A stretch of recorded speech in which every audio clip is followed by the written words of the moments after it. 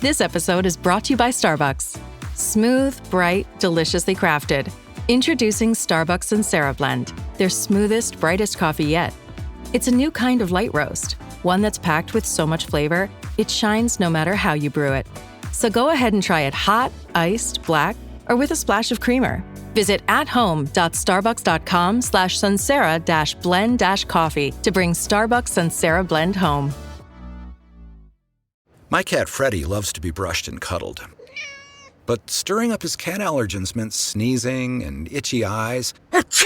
Then I found Purina One Live Clear. It's cat food that reduced the major allergen and my suffering in as little as 21 days. Now, we feel closer than ever. If you have issues with cat allergens, you really need to try Purina One Live Clear. Try new Purina One Live Clear today. Purina One, a difference from day one.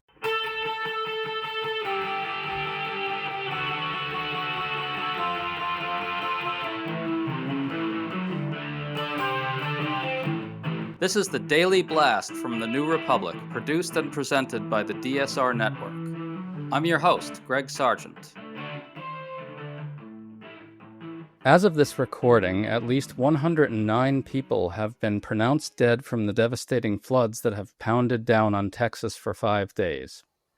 Distressingly, 27 of those deaths occurred at a summer camp for girls, and the death toll continues to rise as search and rescue efforts grow more and more frantic. This week, White House Press Secretary Caroline Leavitt lashed out angrily at the news media and at Democrats for raising questions about whether any of the administration's policies bear any blame for the disaster's impact. But what exactly is wrong with debating the role of public policy in producing such horrible outcomes? Is that something we should debate? And when is the right time to debate it? New Republic staff writer Kate Aronoff has a new piece arguing that Democrats absolutely should talk about GOP policies and priorities at times like this. So we're talking to Kate about the whole situation. Hey, Kate, thanks for coming on. Thanks for having me. So, Kate, everything that's been reported about this disaster just boggles the mind. The suddenness of the flooding, the scale of it, the speed of it, the sheer destructiveness in such rapid order. It's all really hard to comprehend.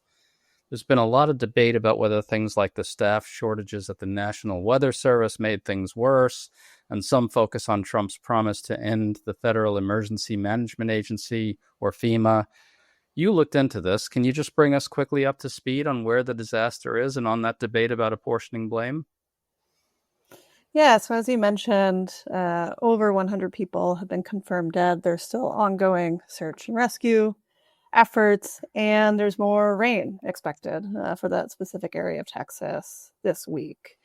And the debate about why this flood was so deadly, why the response times were so slow, is ongoing. The debate at first focused on the National Weather Service, right? So the National Weather Service is part of NOAA, which the Trump administration has targeted for 20% cuts, despite it already operating at a staffing deficit for many, many years. And it was Texas officials, actually, who first sort of called out the National Weather Service and tried to pin some of the blame for this destruction on them. And what we see is that's not right. So the National Weather Service did its job despite these federal attacks on the agency. So the NWS began to issue warnings very early in the day on Thursday, and then increasingly dire warnings through the evening and then until the early hours of the morning when the flooding hit this sort of extreme point, dumping 4 months worth of rain in a matter of hours, raising the level of the Guadalupe River by nearly 30 feet within just a few hours, 29 feet within 45 minutes. There are a lot of questions remaining as to what role federal cuts and Texas Republican policy have had in making this disaster so deadly.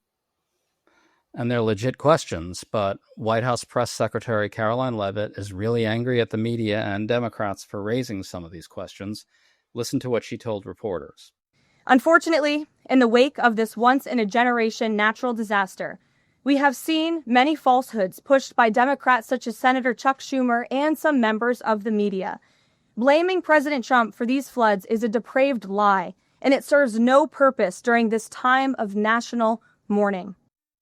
Note that Levitt instantly defaults to defending Donald Trump the person against the blame when a good deal of the criticism is aimed at the overall government. This really goes to show that for Trump's underlings, everything is always aimed at the ears of the audience of one at all times, even when they're asking us not to make Trump the subject of the story. That aside, Kate, how legitimate is her point on the substance?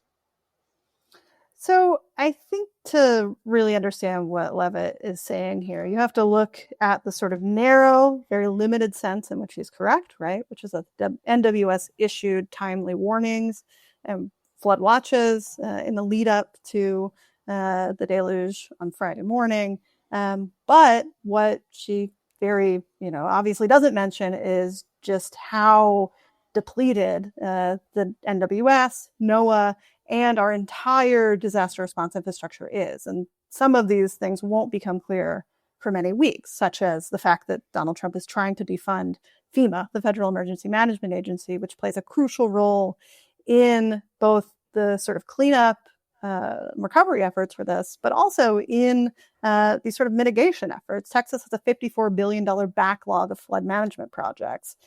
Federal disaster response and management operates on a shoestring budget and has for many decades. And what the Trump administration is trying to do is starve that at every level of government.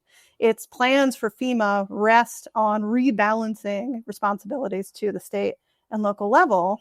Meanwhile, cuts to FEMA are defunding the kinds of state and local capacities which might make that kind of thing possible, which every emergency management official and expert I've talked to says isn't possible, right? It's just not possible to replicate the specific role that FEMA plays in responding and preparing for these sorts of disasters at the local and state level, because those capacities just don't exist. And these are very specialized positions often who have very specialized training that are difficult to replicate, especially in rural areas like Texas's Hill Country. So it seems to me Levitt is deliberately trying to narrow the line of questioning to the point where no relevant questions are actually being asked anymore. One of the things that angered Levitt is a New York Times piece pointing out that key local posts at the National Weather Service were unfilled at the time that it was warning of the flooding. As you pointed out, Levitt went on to say at her briefing that NWS actually did a good job with its forecasting. But as I understand it, a key question is whether staffing shortages got in the way of adequate communication with local officials on the ground. The Democratic leader in the Senate, Chuck Schumer, wrote a letter about all this. This seems like a legit line of inquiry, no? Absolutely. And what the administration has come back to again is talking about overall staffing levels at the local NWS offices there. But what the New York Times points out is that these are really crucial roles that are vacant. There's a hydrologist seat, which is vacant in the San Antonio office, I believe. There is a coordinating meteorologist position who is tasked with making sure that the right people in local governments have the information to get warnings out to the public and to make sure that people know what's there. And as you sort of widen the scope of what is important in making sure more people don't die in these sorts of disasters, the administration's role becomes even clearer, right? So part of the reason people didn't get warnings in the Hill Country is because cell phone service is really bad, right? It was late at night, but people, don't have good cell phone service, don't have good internet. And the Trump administration has taken a hit at rural internet. It had rescinded a more than $40 billion program initiated by the Biden administration to extend broadband to rural areas. And so the wider you go with this, including all the way back to the fact that Republicans for decades have snuffed out and attacked anything called climate policy that might have prevented the sort of conditions which made this disaster worse. We already know, right, that these sorts of storms in this particular area of Texas are wetter and warmer because of climate change. I want to get to that in a second, but first I want to read one more quote from Caroline Levitt. Here goes. Many Democrat elected officials are trying to turn this into a political game, and it is not. This is a national tragedy, and the administration is treating it as such. So similarly, at her briefing, Levitt called for a period of quote-unquote national mourning. Kate, I think this is revealing of a dark side of MAGA. When Trump is at risk of getting blamed, we're supposed to treat a disaster like this as a national tragedy. It's supposed to pull us together in solidarity, and it should, right? That's actually right. It should do that. But this is exactly the thing that Trump and MAGA deny during other disasters. When North Carolina experienced extreme hurricane damage in 2024, Trump blamed President Biden mercilessly for the damage, making shit up with abandon and inventing deranged lies that actually impaired the response. So Trump and MAGA deny us the solidarity that we ask for at those times and then demand it at critical moments for them. You set the table, put on a playlist, even made the lasagna from scratch. And now you're wearing it. OxyClean Max Force Spray tackles tough, set-in stains the first time. Adulting is hard. Fighting stains shouldn't be. OxyClean Max Force. It's not clean unless it's OxyClean. Members are getting even more from the DSR network. In addition to an ad-free listening experience, members-only content, and access to our Discord community, members will get access to a weekly wrap-up version of the DSR Daily 2 days before free listeners, and will get our brand new weekly Need to Know podcast a full week early. To become a member and get access to great content before anyone else, head to the dsrnetwork.com/buy and enter code DSR2025 for a special 40% discount on sign-up. That's code DSR2025 at the dsrnetwork.com/buy. Right. And this is a script that well predates the Trump administration. So every time there's some sort of weather disaster, Republicans in particular, but politicians sort of across the political spectrum will say this isn't a time for politics. This is a time to come together, thoughts and prayers, etc. And we've already seen Republicans in particular try to pin the blame on Democrats for some reason, either for not respecting the tragedy in some way or, having been responsible themselves for any deficiencies in the federal disaster response infrastructure. And this just isn't true. So if you look at Hurricane Harvey, for instance, right, where Trump railed against FEMA at the time, the Trump administration itself has denied FEMA reimbursement requests for parts of North Carolina that are still dealing with debris, which is blowing holes in state and local budgets. And that is true in other parts of the country, in Arkansas and West Virginia. We've seen the many, many ways in which this administration does not care about people who suffer from disasters. And they'll say whatever they want to at the time to make it look good for them. But months, weeks down the line, people are going to be facing financial ruin, homelessness,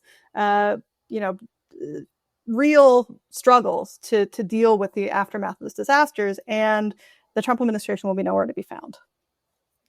Exactly. And just to go to your big picture point, which you raised earlier and which you wrote about in your piece, they don't think we should be spending a lot of federal money on disaster relief, period.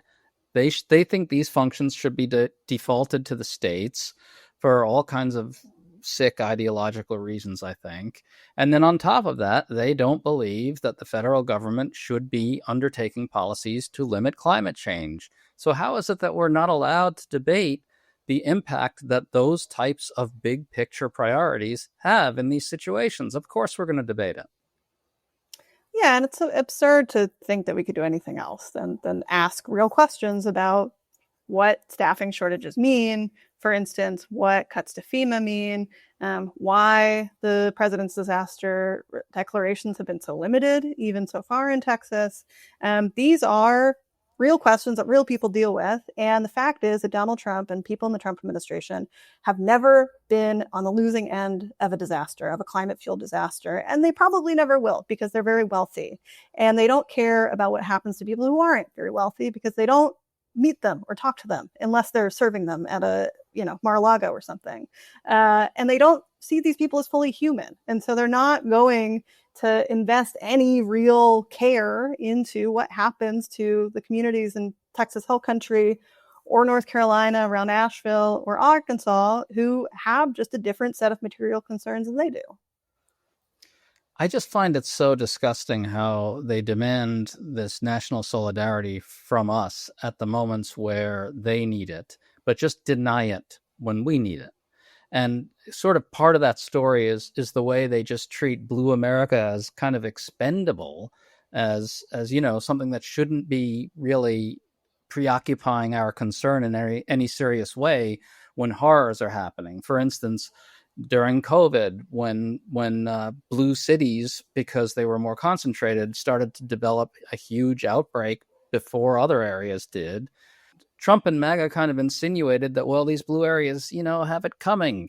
And so it's just a form of almost greed that they demand total solicitude from us at these moments and just deny it entirely to us when we ask for it. And I just want to stress, we should actually band together and show national solidarity at these moments, but they deny that. You see what I mean?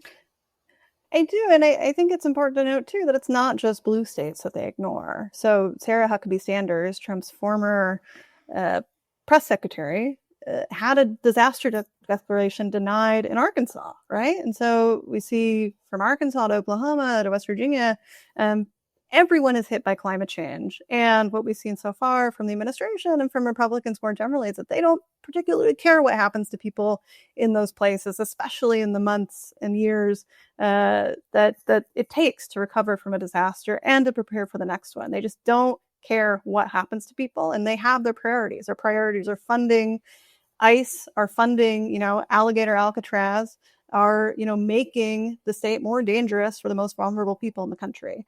And dealing with climate change doesn't fit into that. Well, it's interesting that you say that, because they're really very sensitive to perceptions during this particular disaster of failure on their part.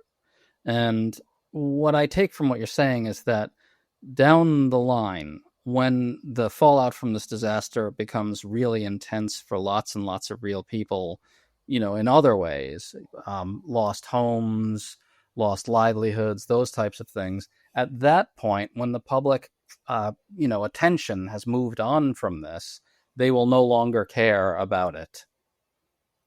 Yeah, that's right. And I think they want all of the good press at the moment. They want to be shown as sending their thoughts and prayers and, these sort of verbal expressions of, I wouldn't call it solidarity, just sort of sympathy in the most basic, thin sense.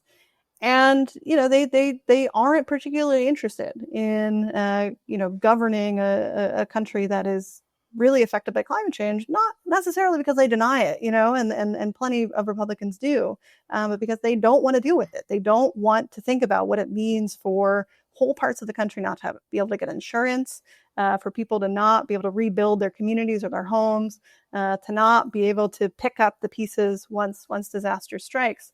And I think, as I argued in the piece, that Republican rule in an era of climate crisis is a disaster basically everywhere. It is its own disaster, is what you're saying. And it is a disaster in its own right, and exacerbates the disasters that climate change is making more intense, whether that's rainstorms like the one we saw in Texas, the heat wave that's going to hit California later this week, fires, floods, what have you. Republican rule is a threat multiplier for the threat we already face from the climate crisis. Just to return to this two-tiered approach that they take to the question of national solidarity, the disasters in California became an occasion for Trump to literally extort the state. And they have the nerve to turn around and lecture people for asking basic questions right now about whether the federal government is up to the task of dealing with these types of disasters. They deny us the solidarity that they ask for. Exactly. And I think one really worrying thing about dealing with these sorts of events in a Trump administration is the politicization of what have been historically very basic functions. Most of the people who work for the NWS and NOAA, part of the Department of Commerce, are not particularly political, right? These are career employees, many of them sort of small c conservative, if not Republicans in their own right, who see what they do, whether that's weather forecasting or scientific research, as a public good, as something that, is a necessity for a functional state. And, many people were shocked that the Trump administration went after NOAA and went after the NWS as aggressively as they have. And so, I think that really is a worrying sign for the future, is to see a politicization of something like a disaster declaration, which is the sort of bare minimum that the federal government does in order to help places that are hit by hurricanes and storms and other climate-fueled disasters. And, I think that is a sort of line that has been crossed already in the Trump administration. And it's very scary to think about how that can evolve going forward. I think on so many different levels, Caroline Leavitt's anger at the press, her anger at Democrats over all this really exposes kind of the dark side of MAGA in many, many different ways. Kate Aronoff, it's really a pleasure to talk to you. Thanks so much for coming on. Thanks for having me. You've been listening to The Daily Blast with me, your host, Greg Sargent. The Daily Blast is a New Republic podcast and is produced by Riley Fessler and the DSR Network.